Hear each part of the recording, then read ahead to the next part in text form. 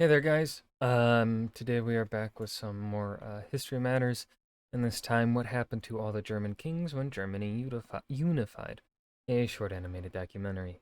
Um, as I have said in the previous couple videos, I'm gonna keep reiterating until I'm back to normal. Um, this reaction and for however long it'll take, my reactions are gonna be pretty lackluster. Um, I would rather not record while grieving, but YouTube doesn't really, at least when you're as small as me, uh, doesn't really let you take breaks, or at least doesn't really let you unless you want to be really, really detrimental to your income. And seeing as this is my own currently only form of income, as I've been searching for a while now. Um, I kind of need to record so that I can continue to afford, my car.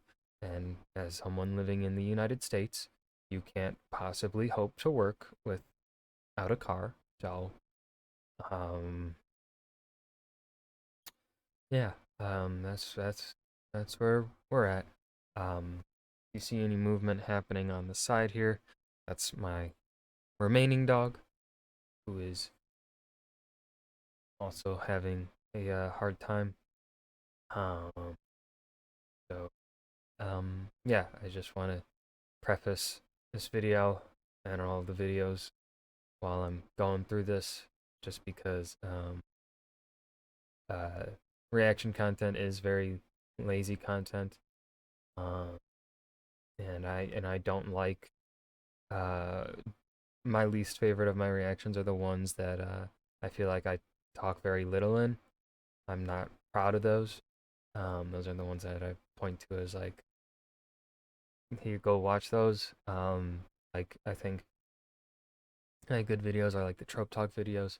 So if you're wanting what I consider to be a good reaction from me, I would recommend most of my fantasy author reactions. I would say, um, and also really any of my videos that are over like 40 minutes, I think are pretty good. Um, so yeah.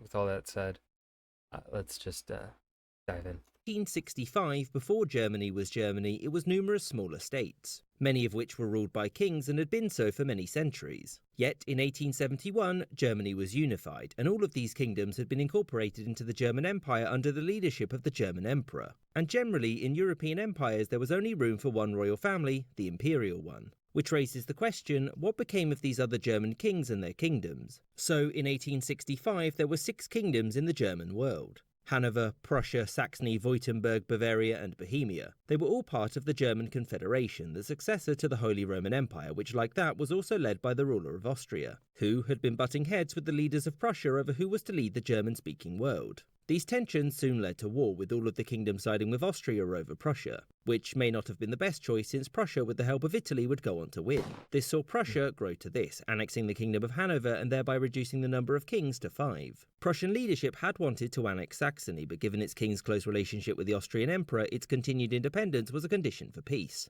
Now, the Prussians could have kept fighting, but its Chancellor Otto von Bismarck wanted the war over quickly, because he was concerned that France would join the war on the side of Austria, which would make things much more difficult for them.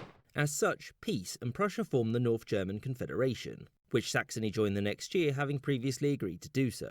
So what happened to Saxony's king? Well, nothing. The North German Confederation was a federal nation whose states were fairly autonomous. This was because for Bismarck, ousting the King of Saxony would make the other kingdoms much more nervous about joining a German state. As such, the King of Saxony could stay, but in return, foreign policy would be run from Berlin. And this framework was in place when in 1871 these states were added to the German Empire. These 3 kings had mixed feelings about the empire's creation, which is why, when it was formed in the wake of France's defeat, Wilhelm wasn't made the Emperor of Germany, but the German Emperor, since the first title meant that he technically ruled over their lands and he was Technicality. their superior, whereas the second title meant that he was the first No one gets their feelings hurt despite the very obvious political reality club. Amongst equals. Obviously, they weren't his equals since Prussia's control over the German Empire was basically absolute, but they got to keep doing fun king stuff. So what exactly happened to them? Well, the smaller German kings met the same end as the German emperor in 1918 at the end of World War I.